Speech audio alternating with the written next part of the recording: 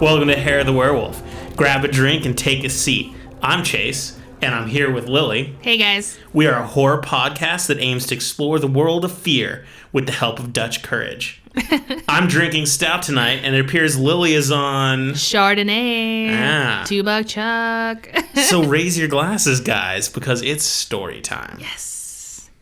And I usually start off the stories because our goal is to always scare each other.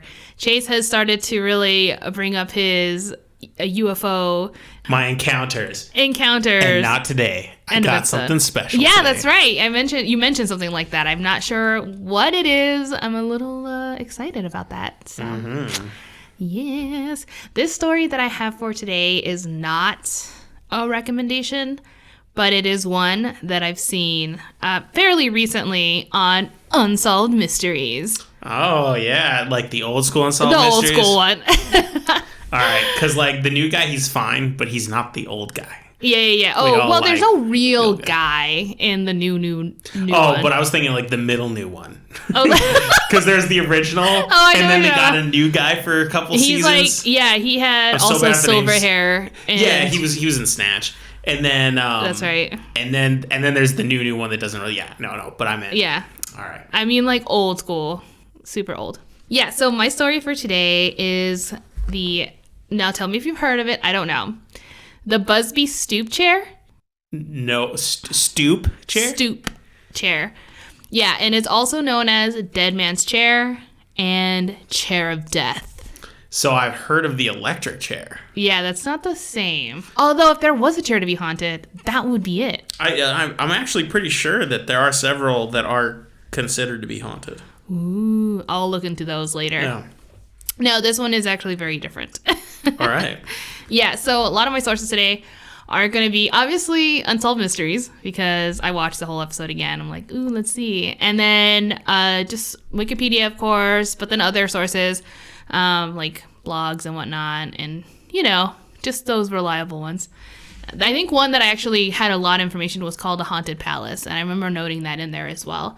And then I cross-referenced just to make sure that it was at least a consistent story throughout, and so it seems like a lot of the information I got from these places are very consistent in any other site that you might visit. So anyway, sure. Just wanted to throw that out there so that way people know that it's pretty well known, I suppose. Yeah, so let's start with a little backstory. It's called Busby Stoop Chair because there was actually a guy called Thomas Busby who owned a local pub/inn in the mid 1600s, maybe early 1700s. The time frame is very unsure. But anyway, it's in Thirsk, England, which is North Yorkshire. And hey, Yorkshire. Yay. Represent. Represent. Yes, it's a good area. The time frame is a little weird, like I said, but ultimately, I don't know, it was just a really long time ago. So Busby was married to Elizabeth, who was a daughter of a guy named Daniel Oddie. Now, Oddie was a thug, and he kind of ran like a counterfeit coin business and did a lot of other illegal activity. And stand-up citizen type. Yeah, I mean, a lot of people didn't know him. Very specifically. The guy who knows people. Yeah, he knows a guy who knows a guy, and he can get you some fake coins, I guess. So very specifically for the purpose to continue his life of crime, he purchased a farm on a hill and built secret passageways below the ground. And Busby, who I mentioned before, who owns the pub, he was going to marry his daughter, who was Elizabeth. I think I mentioned that. Didn't I just say that? Mm-hmm. I just said that. Okay. Anyway, so because of that, since he is going to be marrying his daughter, he also ended up being involved in the business as well. Sure. And even though he had an in to the family, it didn't mean that Ati liked him. Mm. So there was like always friction from the beginning between these two guys. And it also didn't help that Busby was a raging alcoholic.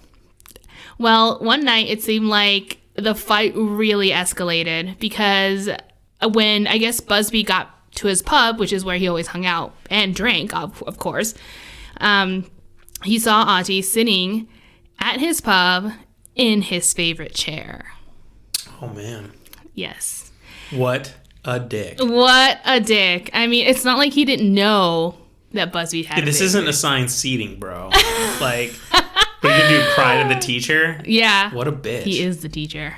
Well, okay, so basically what happened is Busby, when he was there, he was already drunk. Like when he got there and he saw him in his chair. So he was going to handle this maturely. So everything was going to go really well. Yes. And basically they were in a huge fight. Ati was like, hey, I really... Like, he's trying to talk to him about something and saying, like, I'm taking my daughter with me. You're just like a bum. And he's like, basically saying, we're done. Sure. And Busby's like, get out of my chair. That's all he cares about. And so it's like, I'm sorry I couldn't hear all your whining because you're in my chair. I'm pretty sure he said it just as eloquently too. It's probably just chair. So he does eventually. He leaves and he says, I'm taking my daughter with me, blah, blah, blah. Anyway, Busby's still really freaking apparently just fired up from the whole situation and really insulted. I have a feeling like if the guy really wanted to piss him off, like while he's leaving, he could literally pick up the chair and walk out with it. Taking it with me. I'm just taking the essence of the chair. So anyway, yeah, he's really upset about it still. So he's like, screw this. I ain't going to let him come on my turf and disrespect. I'm sure that's how he said it too. And he frontin'. And then he like walked. So I guess from the pub to Audie's house, which was on a farm on a hill, is about 3 miles. He walked the entire way to get to his house. It's a good way to sober for revenge. Up a little bit. Yeah, I'm sure he didn't bring a bottle with him or anything. So he finally gets there, and obviously because, like I said earlier, a lot of the illegal activity that was being trafficked through on his land was through the tunnels. So sure. He just went through the tunnels to get into his house, which I guess he had access to because he was part of the entire business of it. So he goes into the house. So wait, so nothing happened in the tunnels? No. That's how he gets into the house. Okay. Yeah. So he gets into the house through the tunnels and with hammer in hand bludgeons Audie to death. And he tries to hide the body, but he just kind of throws it into the forest. I guess that was just as best as he could do in his drunken state. And of course, since there wasn't a whole lot of effort into hiding the body, they eventually found it and found Busby to be guilty as well. Now, he was sentenced to death, but before he was executed, he had one request that was granted to him. He can request whatever he wanted. Drink? It was. It was a drink? It was for a pint of his favorite ale in his favorite chair in his pub. That was his last wish. And he got it. So he sat there and, enjoyed the last beer and the last moments of his life as long as he could. And then as he got up slowly and began walking away, he suddenly turned around, pointed at his favorite chair, and exclaimed, "May sudden death come to anyone who dares to sit in my chair." God, this guy's an asshole. He's really just, I don't know, bitter or something. Before you continue, I have a few things I want to say. Okay, ask or tell. So wait, remind me the time frame we're dealing with here? This is like mid 1600s, maybe late or early 1700s, like super early. I mean, I figured it is pretty old, but yeah. I'm so glad we don't do last requests like this anymore, because how ridiculous is it to take a prisoner to a bar so he can drink and have one last fun thing? Dude, you murdered someone. Like, you either need to be punished in whatever way. I'm not necessarily advocating the death penalty. I'm just saying. Yeah. So this is like a weird. It's just like, it's if you're gonna ground a kid. But he's like, but can I watch like an episode of Spider-Man right before you ground me? And like, why not? He's gonna have to deal with the grounding. So that's bull. Nowadays, all we do is like a last meal. I think it's like a last meal thing, though. But even now, the last meal isn't anything you want. Like, you can't say, I want a pizza from this special place on the other side of the planet. Like, it's whatever the cook can make. So if you say, like, if you say you want escargot and he doesn't know how to make it. I don't know how big this town is. So if they're like, hey, it's Busby, I used to like go into his pub all the time, I'm just going to grant him this thing. I don't know. But I mean, this guy, obviously, because he bludgeoned someone to death while drunk, has problems. Yeah. But this guy is more obsessed with his chair than, like, most people are with their own children. Yeah, I think he killed for his chair. He killed for his honor to have the chair only to be his. I don't know. I mean, I wasn't there. So I have further questions, but I think they might be answers. I'm going to let you roll, and I'll see if you approach them. We'll see if I do. So, of course, like I said, he cursed the chair. There are some variations of what it was he said, but ultimately he did curse the chair in the intent that nobody better fucking sit in it or you will die. I mean, is it like a really good chair? No, it's just like a wooden chair. So it's not like, I mean, I know we're talking 1600s, but it's not like this amazing lazy boy where everyone's like, God, I gotta chill out in it. It's a recliner. Well, yeah, I mean, no.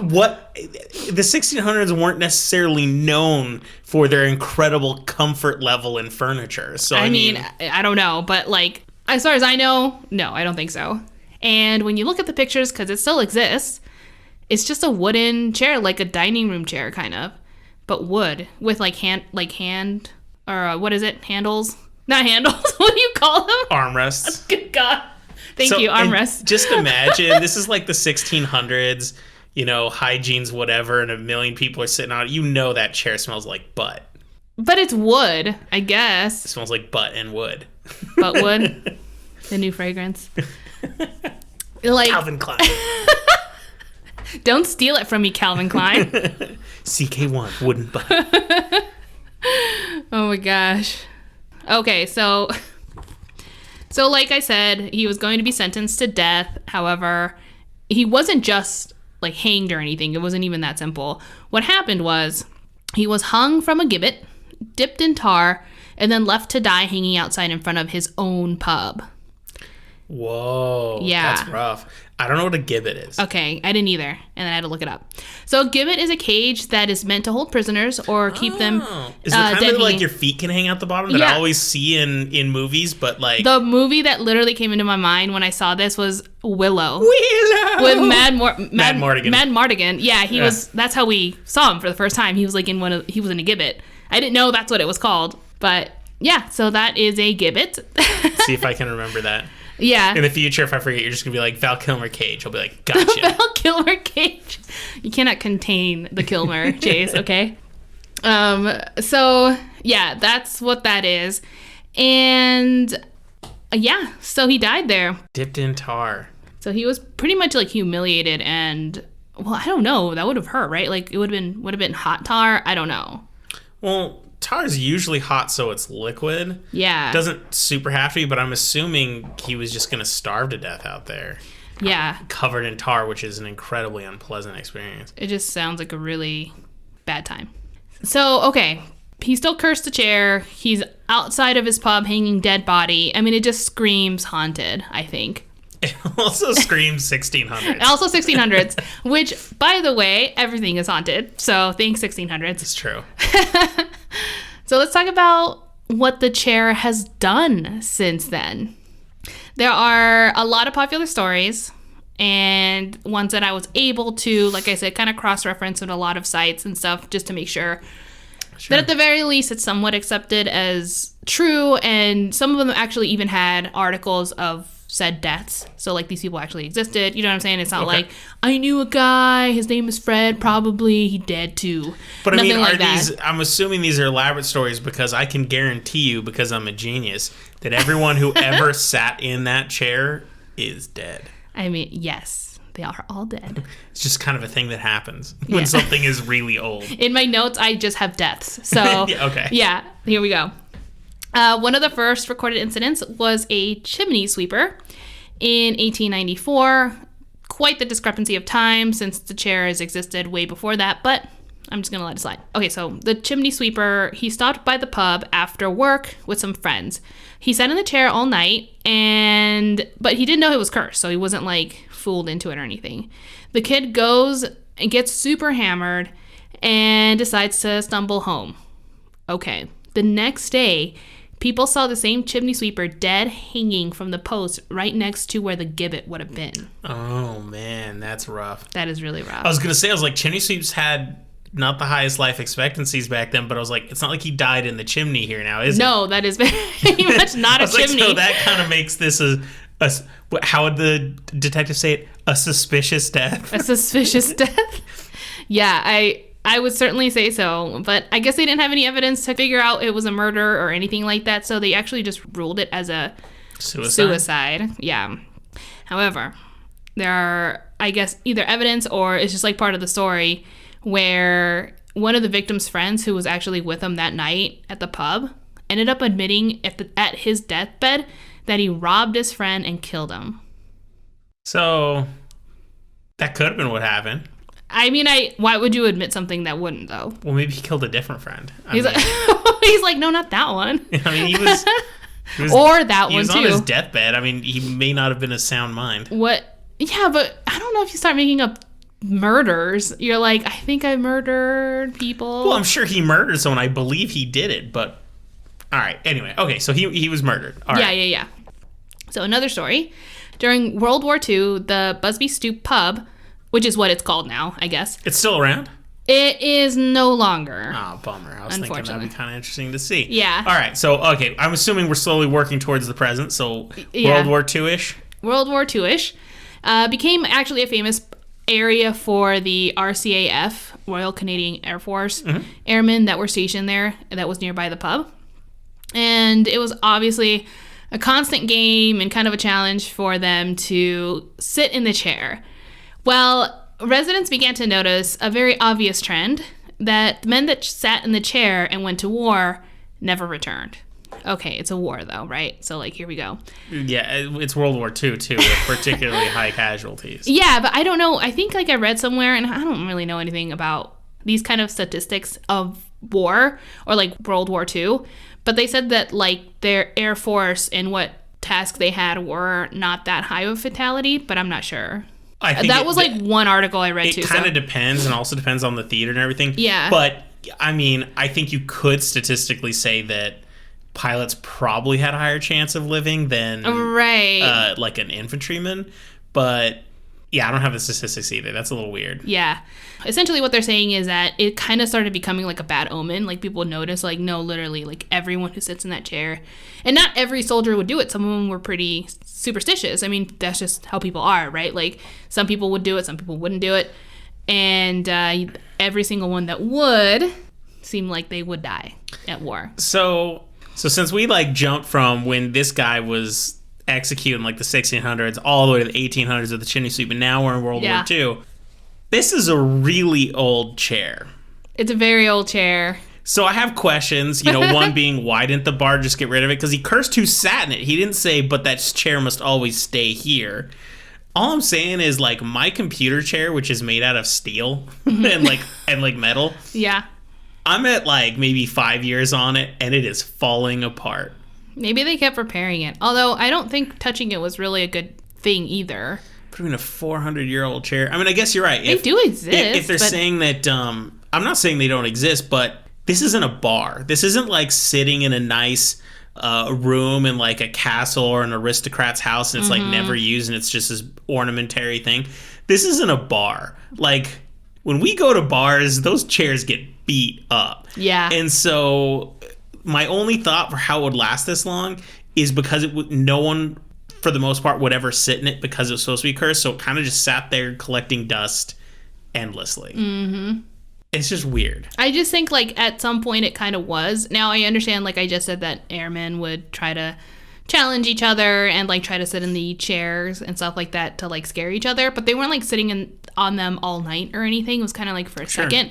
But most of the time, especially when there weren't any tourists or other people around, they would basically leave it alone. I mean, I guess it would contribute to its longevity, but who knows? And I guess if it broke and it was a conversation piece that brought people to the pub, a smart bar owner in the 1700s would just grab another chair and say, this was the haunted chair. It was definitely a tourist attraction too, and it was so it was not just tourists out of country or anything, but also just around the area, and be it'd be fun to hang out at the bar to see if anybody would sit in the chair. Just not just necessarily you want to sit in it, but maybe see if anyone does, things like that. So of course it brought in business. Be the worst game of musical chairs. Because you don't want to sit down in it. You're I'm just not gonna play. Yeah. Well, I mean, like I said, with these airmen, they were for sure starting to take notice of the trend that their friends were not coming back, or basically at this point you really don't want to risk anything if you're going to war. Life and death. Yeah, I mean, if I was I don't know, if I was them, I'd just have like, I don't know, every lucky rabbit's foot I could find or something. Like, if you were already going to be superstitious. Build armor out of rabbit's feet. I'm just gonna keep, or like Benny in The Mummy. I just have every single religious symbol and on know a chain. how to say it in the language too. Yeah, that'd be me at war. I'd be like, let me try this one. You're on the wrong side of the river. Oh my god. That's for all you out there that love that movie as much as me. No, I don't know if anyone can love that movie as much as you. It's the best movie ever made. All right, keep going. All right. Well, so during this time, like I mentioned before, soldiers would, of course, go into town and then head back to base. Now, base wasn't exactly that close. At least some of them. I don't know if this is like the same one that they were talking about earlier. Okay. But anyway, in one particular story, which I guess was like true or whatever, because there's records of the death, there was a guy who was driving his truck into town, that he was from the base as well, and he noticed that there were two soldiers that were pretty drunk, kind of like trying to make their way home. Sure. So they're like, oh, I'll just pick him up and then drive him to base. So that's what he does.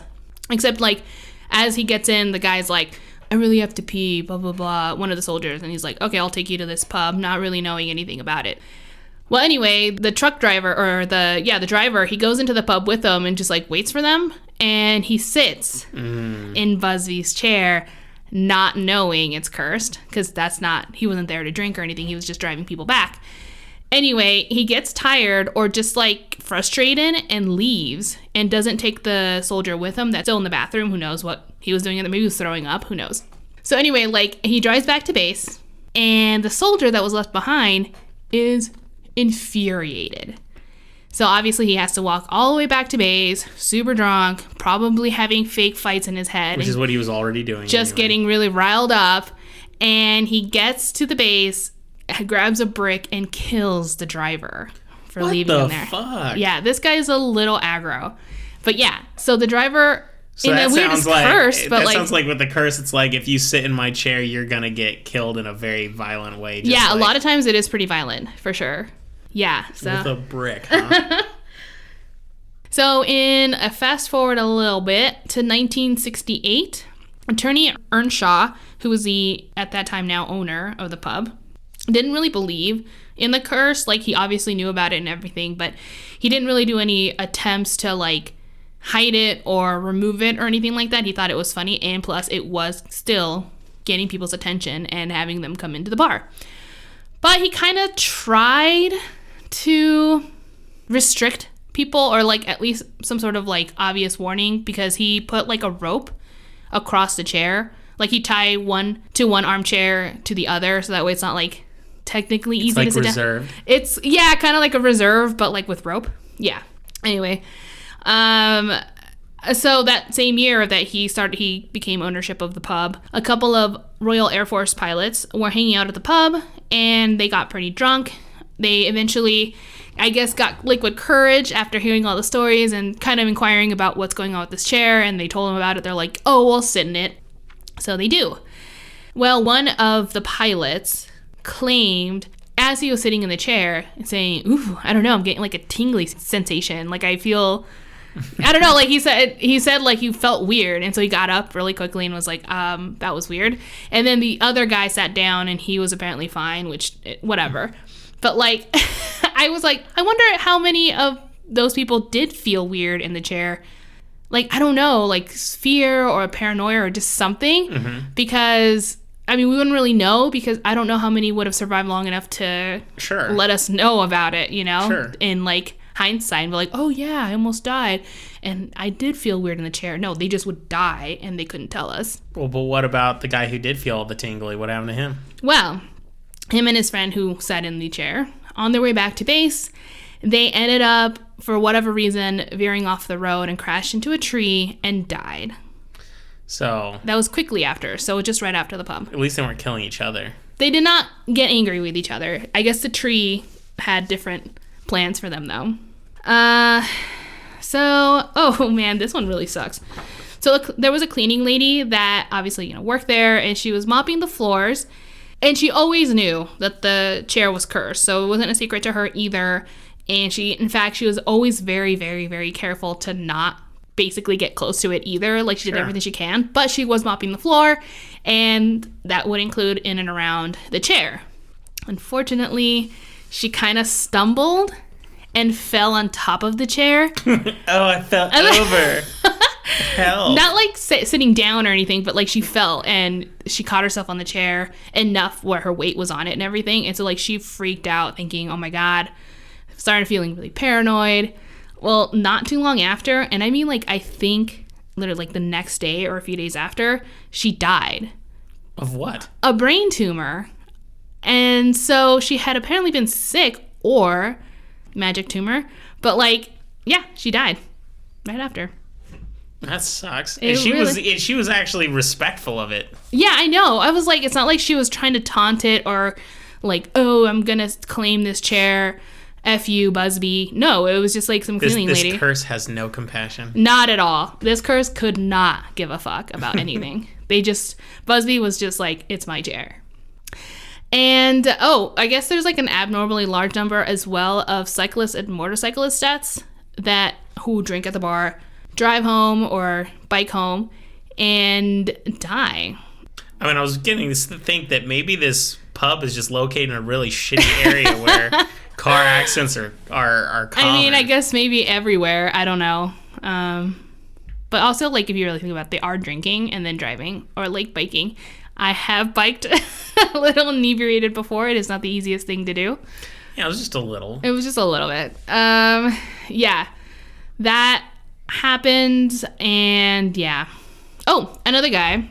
He actually had a heart attack at the pub right after sitting in the chair.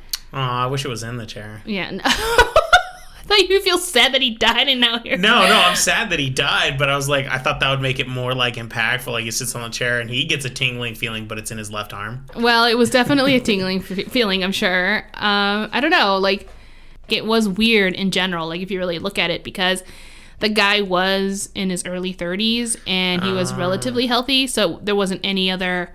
I mean, there really wasn't a reason for him to have a heart attack, like, of all things. Well, that we know of, when we didn't do a medical exam on him. Maybe he had heart condition that we didn't know about. Maybe he did. Yeah. It's still suspicious. It's still suspicious. I don't know. What if there's someone just drugging and killing people there and they're like... The perfect serial killer alibi. Yeah, it's the chair. I didn't kill people. The chair fucked him up. Oh, God. Oh, here's another, like, little story.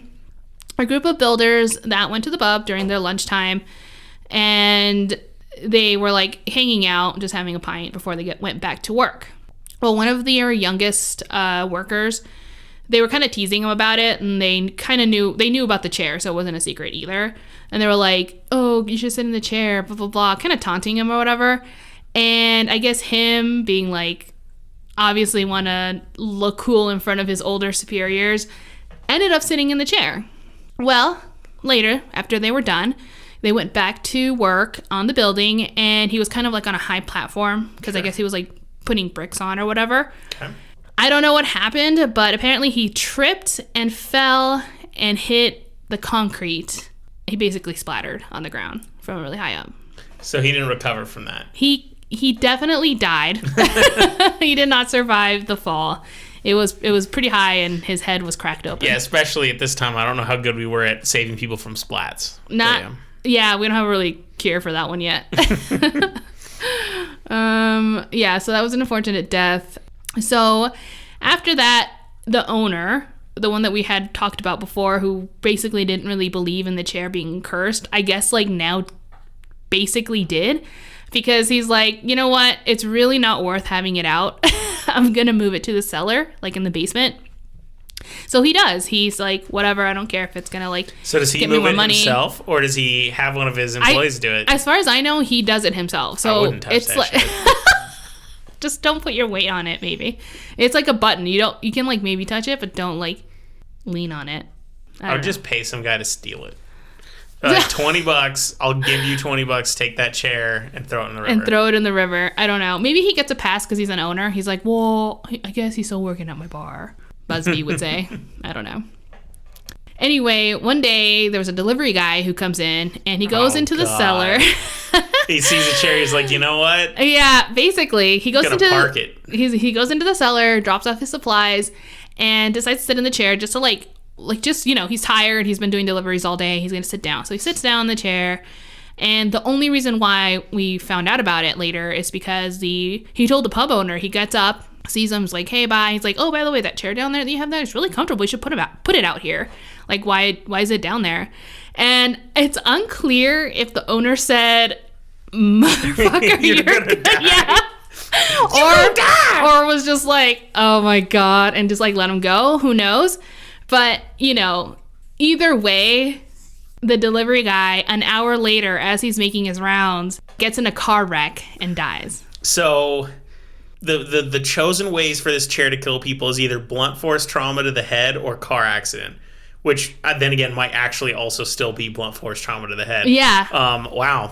So it seems like it's got a thing. It has a style, for sure. So far, it seems like the safest way to survive sitting in this chair is A, don't be walking home with anybody, or, where they want to kill you with a brick. Possibly. And B, don't drive. Yeah. That could work.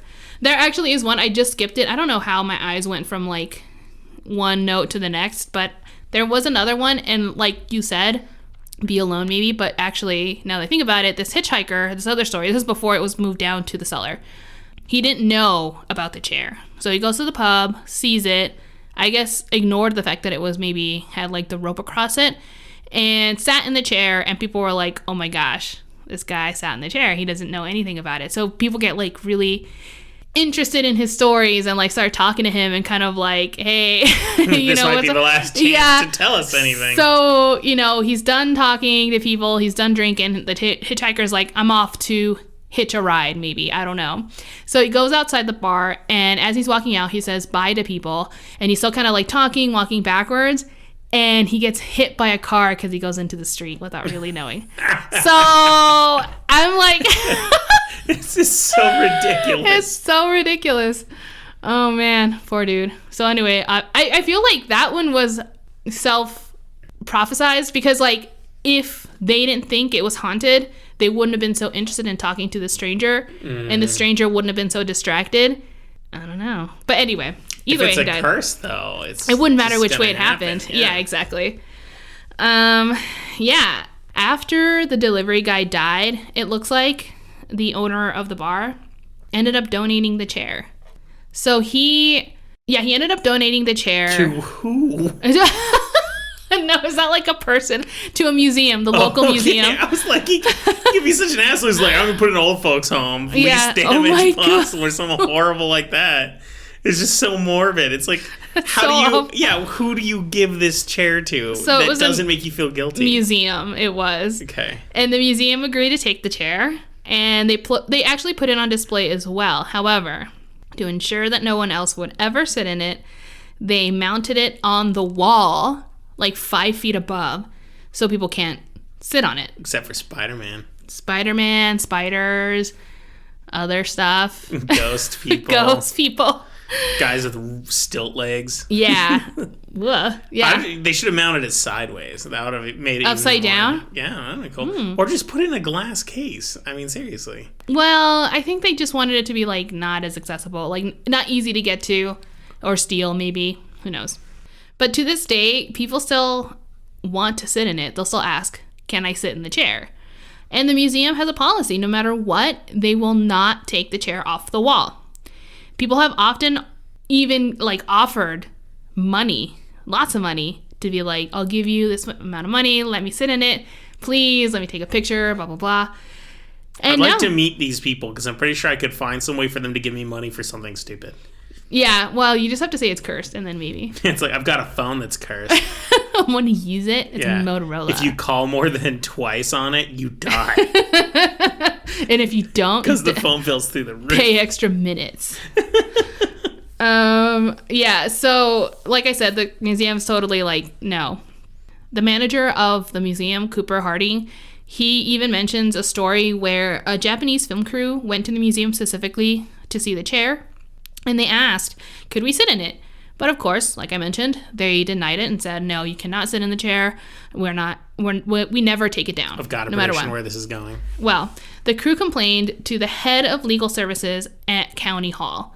So when I read that, I was like, that is a really fucking fancy way of saying, let me speak to your manager, because that's exactly what happened. Like, they just complained and said, this is illegal. You can't, like, prevent me from sitting in this cursed chair, I guess, except... It's an exhibit. That'd be like saying, can I wear King Tut's death mask? Excuse me, can I wear King Tut's, like, it's necklace? There. This is against the rules. I should be able to wear it. Yeah, exactly. I'm like, oh my God, Bunch calm of down. babies. So, anyway... and this is what the manager said. He's like, he was approached and said, well, what if I disobey and I sit in it anyway? And the response was, you'll die. And I guess, like, despite the fact that he's, like, kind of pushing it on it and saying, I'm going to do it anyway, blah, blah, blah, they didn't. So no one has since sat in the chair. See, I was thinking those whiners were going to, like, find some way to, like, bring in a ladder and get on it when no one was around. You know, if they did, we don't know. But I doubt it because... usually there's people there running the show. Sure. So, yeah, no one has sat in the chair since. And it is estimated about 70 lives were claimed by the chair. That's messed up. Very much so. So, what museum is this on display at? So it's in Thirsk. Oh, so it's in the same area. It's in the same area. It's the same town. It wasn't, like, moved to the middle of London or something. No, it's like a local place. Yeah. I totally want to see this chair. I want to see this chair. I don't want to get near it. I'm okay I'm not going to touch it, I guess. Yeah. So like you said, you asked earlier, you're like, is it still open? I wish it was. It is not still open. It is now actually an Indian restaurant. But we can still go there. So the pub is now an Indian restaurant. An Indian restaurant, yeah. At the time when it was open, though, the landlady, Karen Rowley, was interviewed, and she actually believes that the building itself is haunted. Wasn't just the chair. Not just the chair. She actually tells a story where there was an incident, and I quote, I saw a figure on the landing upstairs. It was very tall, human-like figure with no arms and no clear face. It moved sideways and then disappeared through the wall. Others have claimed to see the shadowy figure as well. Oh, end quote, by the way. Others have claimed to see the shadowy figure on the second floor, so this was not the first encounter. And so a lot of people believe that it was Busby. So, did they, like, demolish the building and build an Indian restaurant, or is the Indian restaurant in the old building? It's like the old building. That's what it looks like to me. So, the Indian restaurant might be haunted. Yeah. Busby's like, I don't want to be here anymore. If there's no alcohol, I'm out, y'all. He's not used to the food either. Maybe not, yeah. So all I'm saying is if there is a ghost in there, then is the chair cursed, or is Busby cursing them as he's, like, hanging out? It could be the chair I don't know.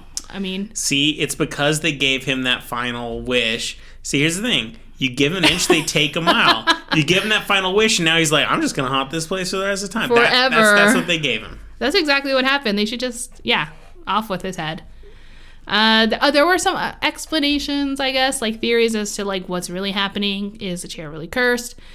People say, well, they're all drunk, so you're more likely to die. I'm like, okay. Even the delivery boy? I know, that's what I said. I'm like, not really. And not everyone who goes to a pub gets wasted either. I mean, that's just us, but not everyone. Just kidding. Just because I get drunk at the pub doesn't mean everyone else does. I drink a lot doesn't mean other people do. I know that for a fact. Other people say, well, people who tend to sit in the chair would have a risk takers. They have, like, risk behavior. So in general, they're more likely to die. I'm like, that is a really generalized thing to say. And I'd say the maid was not a risk taker. But I mean, or like the cleaning lady. Yeah, I would say these stories sound like, I don't know if it's statistically significant, but it sounds like a lot more people are dying around this pub than in most pubs. Yeah, as far as I know, I could be wrong about that, but I mean, especially since all these people died after knowingly sitting in the chair, makes it suspect. Mm-hmm. Some people say it's psychological, which, again... that one I'm okay with, because... I'm not okay with it, because some people were murdered, and they weren't... It's not like they thought... But people get psyched out. I get it. I guess if you're more careful or more, like, in tune, maybe you're just, like, really nervous, and it gets in your head, I guess I can see how you can make mistakes, especially, like, the roofer guy, or, like, you know, whoever. But there's an episode of Cheers where Ted Danson's character, he let someone borrow his good luck charm, which is a bottle cap. And the bottle cap has sentimental value to him because it was from the last bottle of beer he ever drank because he was a recovering alcoholic. Oh, right. Yeah. And he had this overwhelming fear that he didn't have it, that it was going to ruin his life and bad things were going to happen to him. And all of a sudden he started having what he seemed like bad luck. So he lost it, or you said he let someone borrow it because he used to be a pitcher for the Red Sox. Oh, okay. And then there was a current player who came in asking for some like advice, and he said, well, I'll let you borrow this so that you can get better at your game. Well, anyway, while the player's off with his bottle cap, Ted Danson's character starts freaking out, like, I'm missing my good luck charm. Bad things start happening to him, but everyone else is like, you're just psyching yourself out, like, it's you. And most of these were just like, these are things that would happen to anyone any day, and they wouldn't say I'm having a bad day or bad luck. It's just because he was thinking about it that way. He was totally psyching himself out, and he was worried he was going to relapse in his dream, but then he got over it at the end because the player who borrowed his cap lost the cap. I would have killed him. So he had to get over it. Oh, by the way, the guy who plays the player who borrows it is Shooter McGavin. Oh my god. I would absolutely have killed him. It's totally Shooter McGavin. He eats shit for breakfast, I hear. Yeah, seriously. And loses bottle caps in the afternoon. So he has to like get over it and realize, no, this was me and I was psyching myself out. Yeah. And I know this is a totally fictional story, but I thought it was an incredibly well done portrayal because I'm someone who used to have a lot of superstitions, but I've been slowly getting rid of almost all of them. I still have a couple, but I've had to burn through them to realize that these are just self-inflicted habitual issues to But they can over. affect you so poorly that you think, wow, my attitude or just like my behavior can totally change the outcome of a day. Oh, or yeah. something. The effect is significant, which means I totally buy that as an explanation for a lot. Not saying all.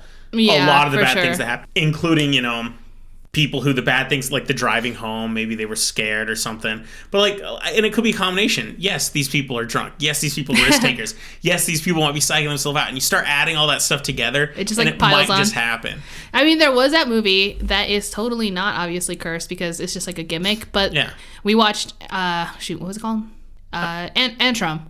Oh, yeah, the movie where... It was a terrible movie, by the way. But... It had some moments. It said, so the whole thing, and they really, really market it this way, said it was cursed.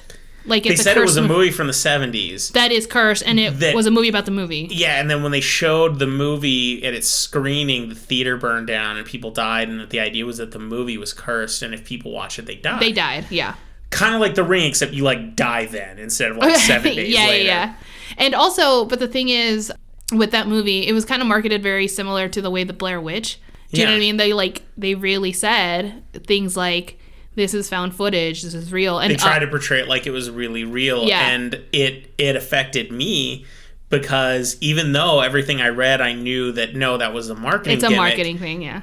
There was still this part of me, this nagging part where I was the Blair Witch or the Antrim? Antrim. Oh, okay. There's a still nagging part where I was like, watching this movie, you could die. And obviously, it's fake, but that didn't mean it. It didn't have an effect on me. Like, it was pretty smart marketing. It was smart marketing, and I think it probably, at the very least, gave you this uneasiness as you watched it, thinking, am I watching this shitty movie and now I'm going to die? Yeah, I'd like to point out that the most impactful part of the movie was its marketing. the most affected I was by that movie was before I even saw it. I would have absolutely been pissed if the last movie I saw was that. I'm like, wow, really? That was a slap in the face. It would have meant it was real. That it was. It would have meant it was real. I mean, obviously it wasn't, one, because if you just go on IMDb, the movie that was supposed to be filmed in the 70s that's cursed, you see the actors in the 70s movie today. They're not... No, I know. They weren't from the 70s. It was modern. It was made today. Yeah. It's just, I wish they just had a better movie. Yeah, I agree. But anyway, those are some explanations. This is interesting, and I think I kind of feel like this explains perhaps one of the first stories. Remember I told you it jumps to the 1800s, late 1800s? Well, there was a renowned furniture historian by the name of Dr. Adam Bowitt. He examined the chair and concluded that the style of the chair was called Castor Kystor chair, and it would have been made around the 1800s, mid 1800s, and as early as the early 1900s. So the style of the chair wouldn't match specifically. I see. That's what I said earlier. I said, can you just imagine that, like, if the chair got broken or lost or anything, if you wanted to keep the tourism up, you just put another chair out and say, this is the cursed chair. And it very much could have been. And it could have been different chairs the entire time. And I was having trouble believing that a chair still safe to sit in, safe being the relative term, I mean being stable. Stable enough to carry weight, Yeah, I mean, after 200 years is weird. I agree. Because, I mean, yes, you can make... I mean, my parents have handed down furniture that's made incredibly well, but we're talking about a pub chair from the 1600s. This isn't high-quality furniture. Yeah, like, that is also a really strange fact, and I don't think this, furniture guy is going to lie about it. I don't think he gives a fuck. Like, whether or not the curse is real, he's just like, look, this is my jam, and I can tell you right now, this chair is not that old. Yeah, I mean, it's old, but not, like, 1600s old. Anyway, there was another thing that tends to kind of circulate as a rumor. Okay. That the pub owner didn't actually donate the real Busby chair, or the one that had been kept in the pub. Is the furniture specialist, did he examine it at the I think he might have. Yeah. Oh, okay. And the rumor is that he actually burned the real chair. Like, he was done with it. He's like, good man. And I think he felt really bad, especially with the delivery, because after that incident is when he donated the chair. And so there's also, again, a very good chance that it's not even the real chair. Like, he was like, no, you know what? This is awful. Like, this guy didn't deserve... I mean, no one deserved it, really. But, of course not. I guess now that he's, like, physically witnessing all these things that are just too coincidental, he ended up burning it and then donating probably some chair that was old and that was in the pub. But, here we go. See, to me, I think the creepiest part of this story is I'm just imagining the owner being in, like, the storage cellar. Mm-hmm. And it's dark and badly lit. And he's just, like, saying there's all this crap everywhere, and he just sees the chair right after the delivery boys died. And he sees it, and he believes it now. Yeah. And he sees just a chair there, and he's like, this chair is killing people. Like, the chair is alive. It has a personality, and he's just standing there alone. And the chair's right there. And I could imagine were I in his position, that would scare the living shit out of me. Yeah. And I'm not even saying I believe this chair is killing people, but in that moment, if I was there and the innocent, undrunk delivery boy who knew nothing about the history of the chair, so he could have been psyched out, he could have drunk anything, just died, I would have been fucking mortified. That would have been a scary moment. That scene, I'm like, insert Conjuring score. Oh, yeah, right? Most ominous sound ever. Yeah, that was a very intense, like, moment I would feel for that person too, because even, let's just pretend he did give away the real chair, or like the chair that was presumably always in the pub. He always handled it. So he was the one who put it down in the cellar. He's the one who, if he burned it, he would have burned it himself. So in a way, he's kind of a badass. He's like, at the very least, when he started believing it was true, or thinking, I don't know if it's psyching people out and causing them to die, I'm done with it. And so, good for him. It only took like hundreds of years, but that's fine. I think this could be a really good movie. I think it would be a pretty cool movie. Yeah. Like, I think it should take place, like, the movie should end with him being donated to the museum. And, like, maybe the movie... And you mean, like, at the end it wasn't really the chair? No.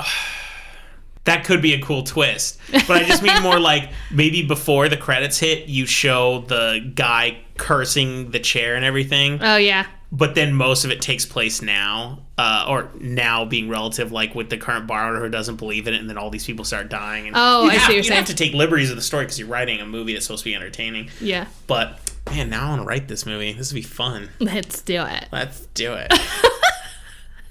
Well, that is the end of my story. We can write a movie later if you like. So that's a really good one. I want it to be a movie. It's probably already been turned into a movie. Probably a bad one since we haven't heard about it. Yeah. If we haven't heard of a horror film... I don't know. Because how many horror films we watch and research, if we haven't heard of it, it either means it's super small time and we just haven't... The word of mouth hasn't reached us. But it will eventually. Yeah. Or foreign ones because, but we'll eventually get to those. It just means we haven't heard of it yet, but we will. Or it's even available. Or it means it's just so awful that people who see it refuse to even talk about it. They'll, like, bury it. Like, we saw a movie years ago when I was in college. We rented it on DVD. So, like, we rented it at a local store. Oh, my God. I already know what it was called Tiki. It was the worst thing ever. We rented it because we had a tiki bar, and we love all this tiki stuff. And it was one of the worst films I've ever seen. It even had a lesbian makeout scene, and me and my college roommates are looking at each other going, this is the worst lesbian scene ever. We were bored and wanted to stop the movie. It was so bad. I can't find information about this movie. Was it supposed to be online. sexy or like... I think it was supposed to be sexy, but it was really not at all sexy. Man, that must have been bad. I think, I imagine, I would say... If you can't, like, accomplish a sex scene, I mean, all you really need is a few boobs, I think, and, like, some sweat. I think I would relate it to, like, turtles having sex in terms of just sexual Have you ever appeal. heard turtles having sex? At the San Diego Zoo, me and my friend John, when we toured it, they had the giant land tortoises. Yeah. We walked by and we heard a horrible noise, and when we looked in there, we saw them doing it, and we just kept on going because that was awful. You're like, I never want to remember this. Yeah, seriously. Here we go. It was pretty terrible. Here we are. All right, good story. I feel like I had heard something about a chair that killed people, yeah. But I knew so little about it. Pretty much everything It's fairly you told popular, me was good. And since I have seen obviously Unsolved Mysteries since I was a kid, but I didn't remember it when I was a kid. I remember it when I rewatched it again as an adult not too long ago, and I saw it again, and I was like, "Ooh, I'm gonna turn it off. I'm gonna like do this story next, so Chase can't watch it." And so yeah, that's what happened. Well, I think I need to see a picture of this chair. It's pretty average looking. No, it would have to be. I mean, it's kind of like when everyone saw The Conjuring and you had Annabelle and it looked so creepy. We keep bringing that and up. then you see the real Annabelle doll, you're like, what? You're like, I think I actually had that doll. Interesting. So this is like the Annabelle chair? It's the Annabelle chair. Annabelle? Yes. It's Annabelle. So we got to see it. Maybe we can find a way to incorporate it into an image on our Instagram for peeps. People are like, why are they putting a fucking chair? What is this, Antiques Roadshow? Stupidest chair. Enough. All right, well, we all need to keep drinking to keep this rolling, so it's time to get another round. We'll be right back. Yeah, let's go to the Busby pub. Standing room only, though. Standing room only. Oh my God. We'll be by the bar. Yeah, I'll be standing at the bar.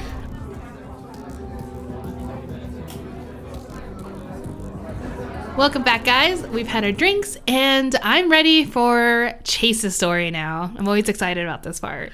So I'm breaking with my regular this time, so I apologize if you were really excited for something extraterrestrial.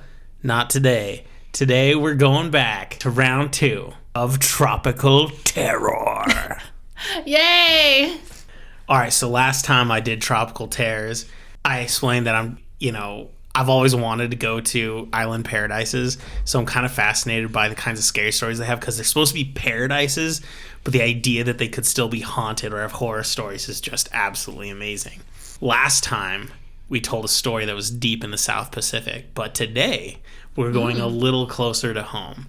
This tale comes from the Caribbean, specifically the island of Jamaica. Yay! Cool. Today, I'm here to tell you about a haunted bobsled team. I'm just kidding. What? I'm just kidding. I was like, wait a minute. I just watched Cool Runnings a couple weeks ago. Yeah. Freshman. I love that movie. I love that movie. This is good. I was just a joke. Anyway. Is it in Jamaica, though? It is in Jamaica. Okay. It is in Jamaica. The haunting I'm going to talk about is apparently very well known on the island. Oh, okay. I'm going to talk to you about the White Witch of Rose Hall. Woo! Do you know anything about this one? Hell no. All right.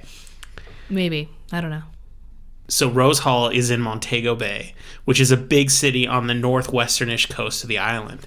Now, this city is on my bucket list. I do want to visit. Maybe we'll be able to check out Rose Hall while we're there, because it's still there. Okay, cool.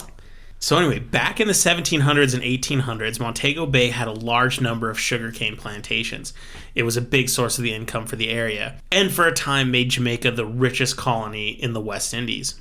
And as you can assume from the time frame and region, a lot of slavery was utilized there too. Of course. A lot. Yeah. More on that later.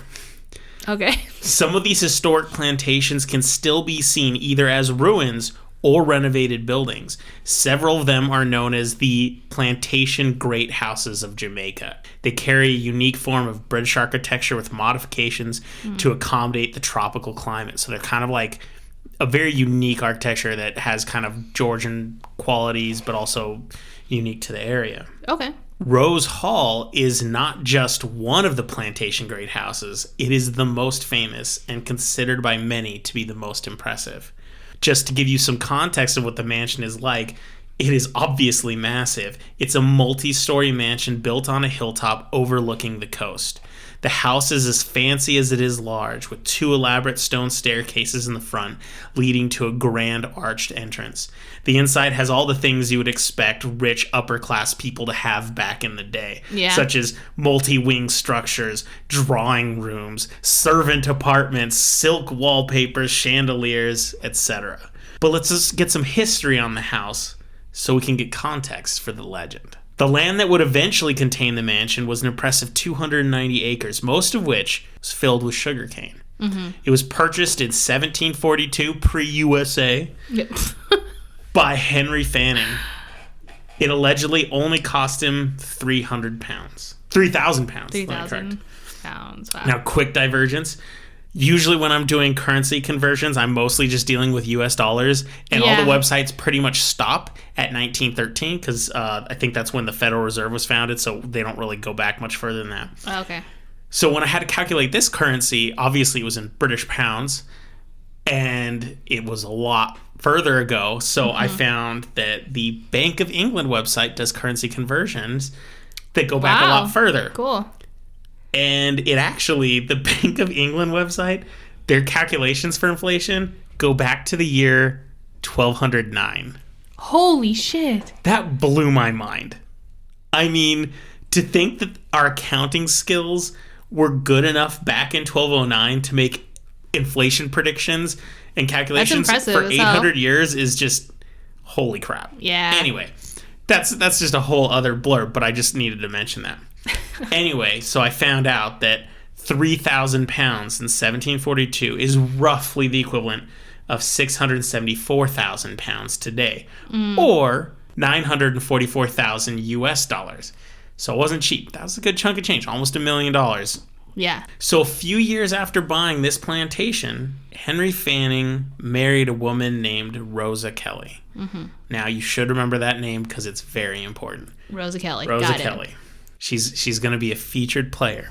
I'm suspecting she's white and she's a witch. Not quite. Okay. As one might predict, since we are talking about horror stories here, Henry didn't last long after the marriage. Rosa... Did he sit on a chair? I'm sure he sat on chairs, but I but not my chair. Rosa inherited everything. And not long after he passed away, she married again. She married a man named George Ashe, who was another plantation owner in the area. During their marriage, she instituted a lavish expansion to the property, with fancy wood and stone structures being built.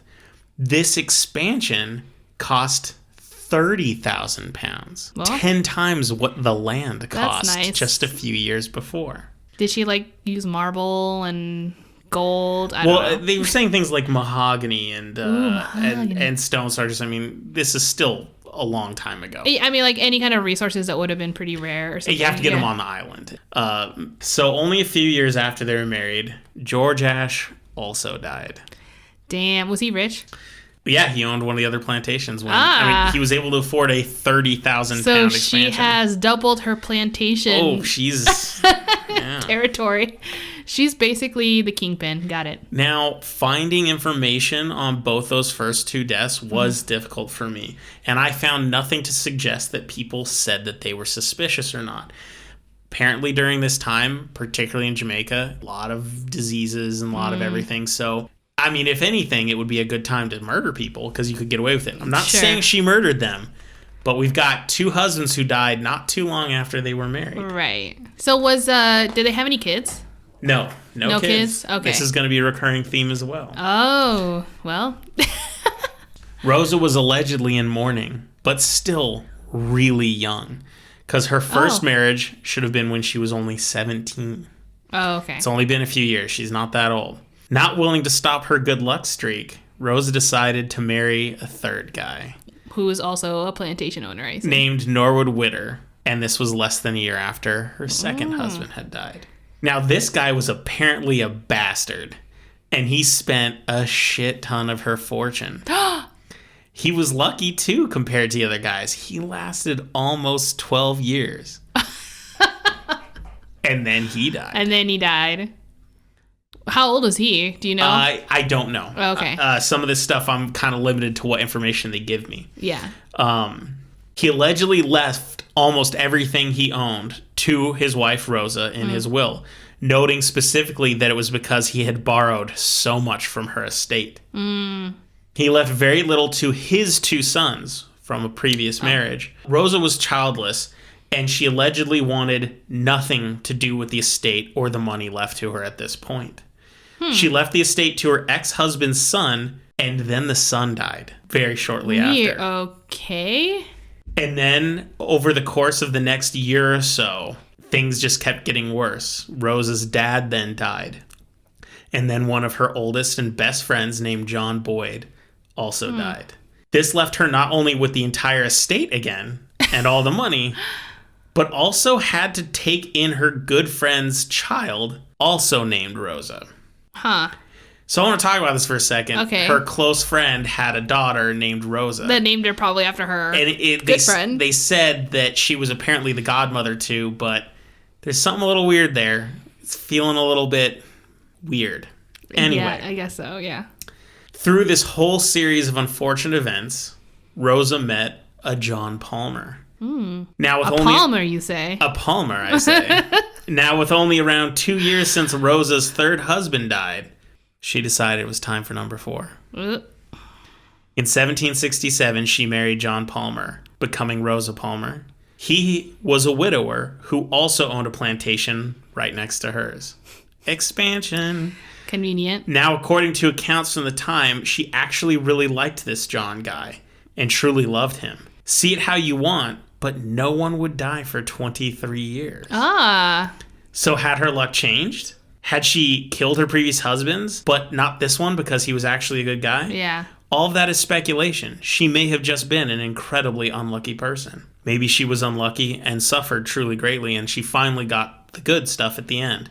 I don't know. Perhaps it's more sinister. But either way, this time, it would be Rosa who would die, not the husband. And Rosa died childless. There is allegedly... What? Did she, take in the other child? So, I mean, but she still didn't have her own child. Not her She own. had to take care of. But she, basically had a child, I Yeah. think. I think she was pretty old at that point, too. So, I mean... I don't think she took her in as a baby. Once again, I didn't get information, but the Rosa, I think the kid was 14, 15, so it's not like... Well, yeah, I guess so. Sure. Allegedly, there is a monument to her at the St. James Parish Church in Montego Bay. I tried to Google map that. Couldn't get good pictures. There wasn't a lot of street views near there. I don't know how true this is, but it is apparently a very lovely statue of her. Cool. John Palmer died 7 years afterwards, leaving the estate to his two sons from a previous marriage. Again, both of them lived in England, and both of them died shortly after inheriting the property. Oh my god. It's like a cursed property. Oh my god, what is up with our curses today? Okay, go. Oh my god, that's awesome. And so they died before they could even come to realize the estate from England. They were also both childless. This means that the estate went to John Palmer's grandnephew, also in England. Oh my gosh, did he die? And also named John Palmer. Okay. Well, that's not that weird. His name was John Rose Palmer. So he showed up in 1818 to claim this estate that his grand uncle left him because everyone else was dead. Yeah. Yeah. After arriving, just 2 years later, he marries a young woman named Anne Mary Patterson. Can you guess what happened to him? He died. He lived a long life. Nope. No, I'm just kidding. Not even close. He died. He died. Shortly after. Wow. But not before a lot of crazy stuff allegedly started happening. Now, that's all the background that I can give. Yeah. According to the research of Frederick J. I'm going to mispronounce the last name, Duquesne. It's spelled really weird. Their marriage has become the subject of legend and folklore with, quote, tales of murder and violent passion, of witchcraft, cruelty, stranglings, death, and unknown graves, end quote. So at this point, what can be considered fact and fiction gets real fuzzy. Take note that everything before that I mentioned seems to come from specific merit or documentation about it. What follows does not. Okay. According to the legend, Anne Mary Patterson's parents died of yellow fever when she was still very young and living in Haiti. Then her nanny adopted her and trained her in voodoo and evil witchcraft. Nice. She then moved to Jamaica, where she met this John Palmer. At only 17 years of age, she married him and moved into his mansion. The marriage was plagued with anger, sexual debauchery, cruelty. One account was that Annie took out her rage on slaves using her most nefarious voodoo. After only 3 years of marriage, she poisoned him as punishment for his excessive drinking. Her diabolical dealings continued as she stabbed her second husband to death because he had gone mad. A third husband also got iced after she discovered he married her for her money. Yeah, that's right. Strangulation was modus operandi for the final murder. Her reign of terror was brought to an abrupt halt when one of her slaves, Taku, who she had forced into being her unwilling lover, Oh, gosh. strangled her in the night. Oh, wow. The rest of the slaves then burned her clothes and belongings. Her body was buried in an unmarked tomb on the Rose Hall property. A voodoo ritual intended to keep her trapped forever failed. So she emerged and walks the grounds of Rose Hall to this day. She is most often seen riding a horse, who I can only assume is also a ghost. Because a ghost riding a living horse is a little weird. Could happen. However, she's seen all throughout the grounds as a pale white and ethereal visage. She has become an iconic and well-known horror story on the entire island. By the 1970s, the mansion had fallen into considerable disrepair. But in 1977, it was purchased by a Miss USA winner, Michelle Rollins, and her husband. Weird. And the property was converted into a museum that focuses on the history of slavery within Rose Hall. Oh, that's cool. They also do haunted tours at night. Oh my god, we have to go to The Jamaica tours show alleged murder sites, bloodstains, and even the tomb that is supposed to house the remains of Annie Palmer. Okay, I won't sit on the grave. People who visit the site today often claim to see the ghost at night, often on the balcony. Ooh. I'm sure the restaurant that now inhabits part of the mansion embraces the story as it brings in tourists, similar to a haunted chair I've recently heard about. It's very eerily similar. Now, we can talk about this legend for a second. Yeah. Because there's a lot to discuss, and this is something that has actually been approached by skeptics and believers. Ghost Hunters International visited the site. Yay! But also, a lot of well-known skeptics have analyzed and gone into the history of this. And it's a lot more interesting than you might assume. The legend that everyone knows today was actually popularized in a novel titled The White Witch of Rose Hall, written by H.D. DeLisser and released in 1929. Like Robin Hood, separating what the book contributed to the legend and what it was just regurgitating that had already existed became difficult. What is factual becomes buried in legend. Investigations into the legend show a considerable number of contradictions and issues with the timeline. Some of the most thorough investigators have claimed that this is nothing more than people believing in a fictional representation from a novel. And you can guess, the legend is under considerable debate from skeptics. Archivist Jeffrey S. Yates suggested that the lack of solid information about her origins may be in that she was raised by guardians as her father had died before she was born. And those very guardians died one by one while she was still young, leaving her alone and unmarried. This would have left her ripe for gossip and rumors to what had happened to her. His work also suggests that the real Annie Palmer was left with no notable wealth after John Palmer died because he was severely in debt, which they do have records of indicating he was at least 6,000 pounds in debt. Yeah, but wouldn't the property itself been like almost... I don't know the specificities of the debt because maybe part of the house was being used as leverage or collateral. Well, I guess so, yeah. So it is suggested that she had to leave the property and eventually fell into obscurity. Exactly what happened to her is not obvious, but there is no record to suggest that she remarried or had any children. She allegedly died in 1846 and is buried in a grave with no surviving tombstone. Even though she did die relatively young, 1846 is still 12 years after the abolishment of slavery in the British colonies. So being murdered by slaves is unlikely. It also means... But does that mean she couldn't have, like, raped, essentially? Well, but this is also suggesting that this research about Annie Palmer is the same... No, but I guess, you're right, but, like, at the same time, I know, like, slavery was abolished at a time, but it doesn't mean, like, everyone was like, haha, just kidding, we're gonna, like, totally treat you equal now. No, I mean, there was still a lot of like, course, so muddleness there, you know? The time I'm talking about is when the laws were enacted. Slavery had slowly been becoming illegal in England for quite some time up to this point. It wasn't an immediate This is thing. like an island, so it's a little... I mean, granted, I don't really know the history in depth, so that's really unfair of me to say. Maybe it was a lot better. And like I said, like you were mentioning, maybe like the historical inaccuracy is significant enough because based on like what it was like. I don't know. But I mean, one of the issues here is that since Annie fell into obscurity after her husband John Palmer died, and her falling into obscurity means information they're finding may not actually be about her. Maybe it is about her. But at this point, as a skeptic, you would assume voodoo and witchcraft are the fake, and that this is more likely to be true, of course. Sure, okay. So, there's no reason that tales of slaves killing their master could have become common lore for both the slave and upper classes to represent opposite ends of the emotional or political spectrum at the time. So former slaves might find stories about rising up and killing former masters empowering, whereas people who used to own slaves might find this as a point of fear, terror for people who used to be slaves rising up and changing their class or trying to kill them or anything like this. So there's good reason why these lores might exist, and they might be a combination of a lot of different stories. Famed skeptic Benjamin Radford, who, by the way, I'm just going to say, is a UNM alum. Ha ha ha. Really? Yeah. Nice. Thinks the entire story is complete and totally fictional. His research published in 2007 suggests that none of it is true, and that most of it can be attributed to DeLisser's 1929 novel.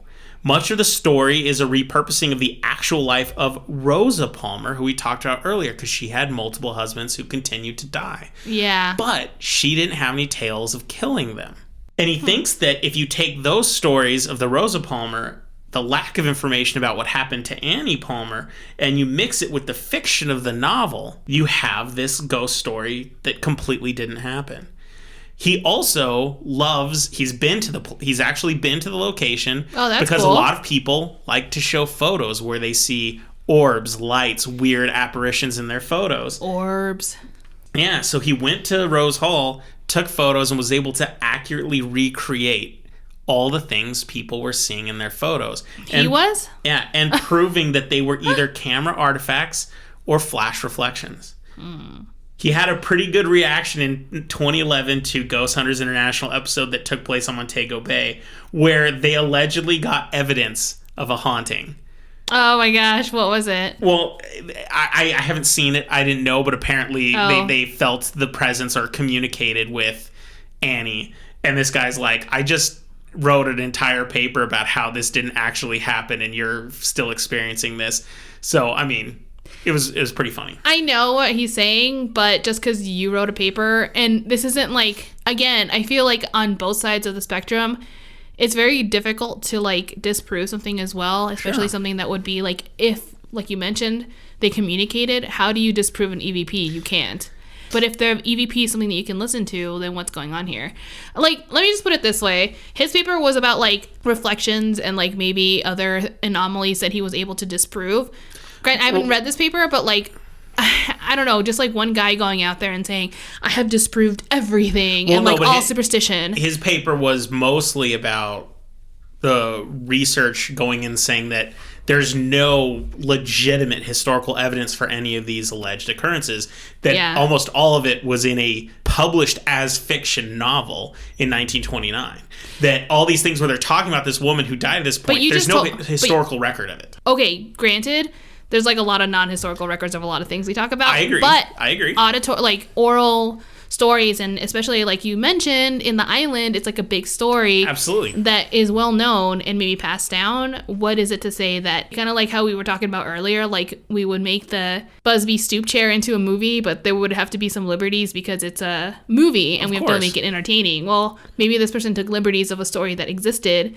Granted, there weren't a lot of records, and that's exactly what he did say. And I mentioned that he thinks this was a combination of multiple things that happened put together with fictionalized storytelling, which also would have been a representation of the changing social status of people who are no longer slaves in Jamaica, and everything all comes together to kind of create a big story. But like, I guess I was just kind of a little irked about him being like, I already disproved that. Like, when after the Ghost Hunters International, like you said, I was like, well, you really didn't disprove shit, first of all. Like, if people are doing paranormal investigations, you either believe it or you don't, and that's fine. But him saying that, like, I wrote a paper that was important enough to debunk this research as well, I'm like, okay, calm down, you. Calm down. But he was able to prove within his means that there was no historical evidence to this stuff. Sure. So, take that as you will. I will. So outside of the skeptics, there are believers who still resist all these criticisms. Many who acknowledge that the stories are indeed probably false still claim that the mansion is haunted. Mm-hmm. I read an account, a direct account, it was a blog, from a medium, a self-proclaimed medium, who visited the house. Before her visit, she detailed the legend and the criticisms of it. She was fully aware of how unlikely it was that any of the tales of Annie Palmer were actually true. However, on her visit to Rose Hall, she claims to have seen an apparition, a woman in white.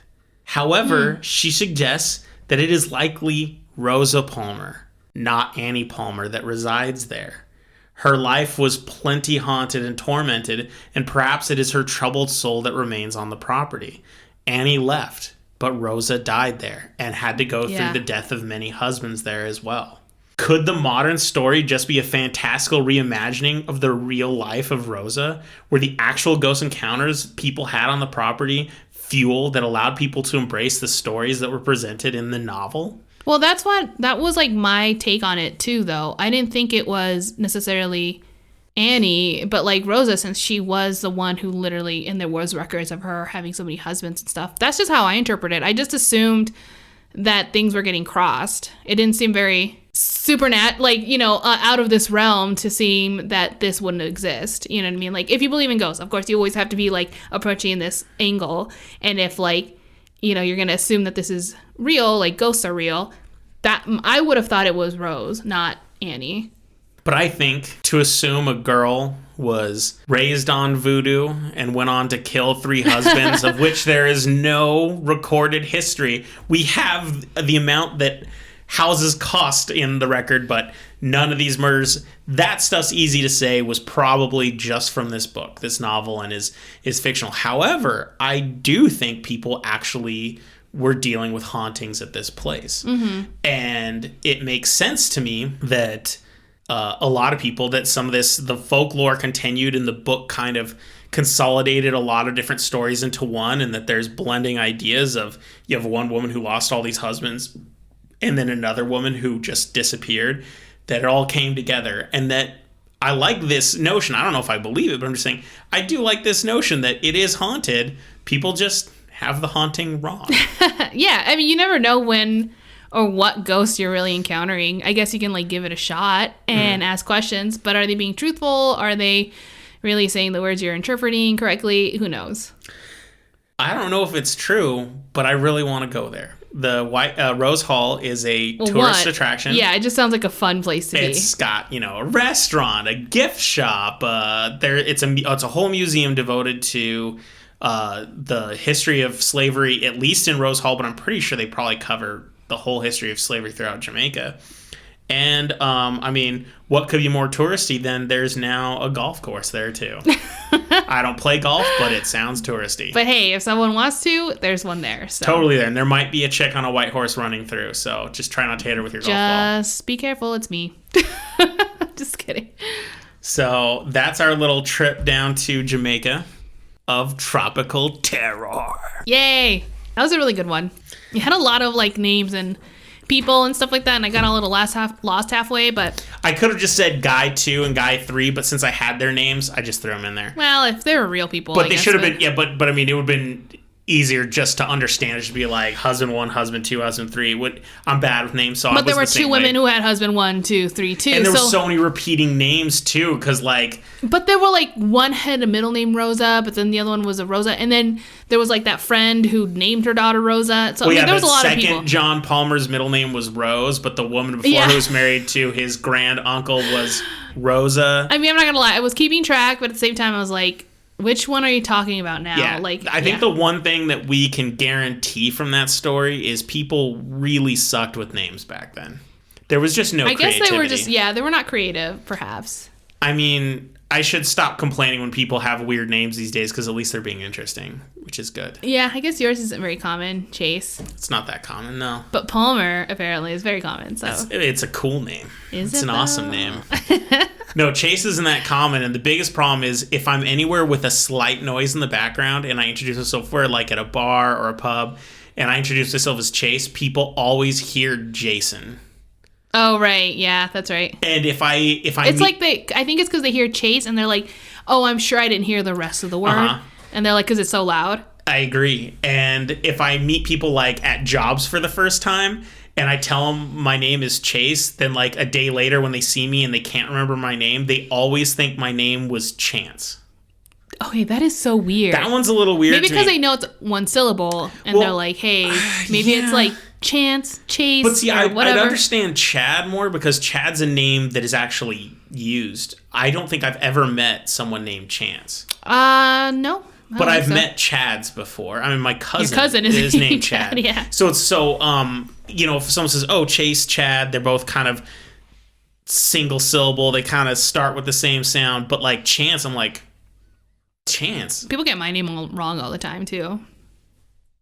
Like, I stopped saying Liliana for many years now. Oh, because they would say Lillian when they'll be like Lillian. I'm like, I literally said Liliana. Do I look like a 6-year-old woman to you? And, it's actually even more, it's even more frustrating when it's written down and people look at the paper and then look dead in my eyes and say, oh, hi, Lillian. I'm like, bitch, did you not see the A at the end? I don't actually think the name Lillian is particularly bad or anything, but it's just like not my name. Right. Do you know what I mean? I'm like, well, I mean, you were almost there. It was almost there. It's like someone saying like, hey, Cha. Or they call me, come on. Or they call me Chasian. They just add letters. I'm like, fine. I think the one that always gets me, the most mispronounced name ever, and this was when I told it to them. It was at a coffee shop, and I was like, yeah, and they're like, what's the name? And I'm like, Lily. So they wrote it on the cup and, to like give me the order later. And they're like, Elliot? I'm like sitting there and I know for a goddamn fact that I'm the only one who's ordered coffee for a while, but I'm kind of just like holding off. Like, I'm like, oh, I guess Elliot, there was some Elliot around that I didn't see. And they're like, and then they read the order and I'm like, well, that was very specific order. It was mine. They heard Elliot. So you need to walk up to them afterwards. They're like, who took my order? Like, first of all, I'd be talking to the person who took my order. So that would be really passive aggressive of me to do that. That's how you get them back for getting the name wrong, I guess.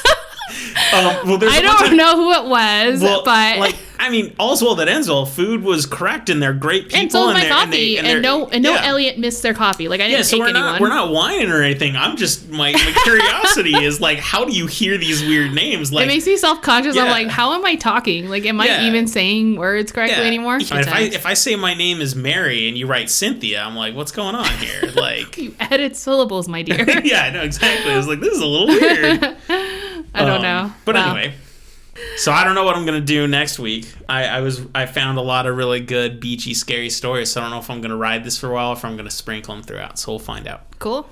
So thank you guys for listening. I think that brings us to the end. We'll stop ranting on about our terrible names. And I hope you guys enjoyed the episode.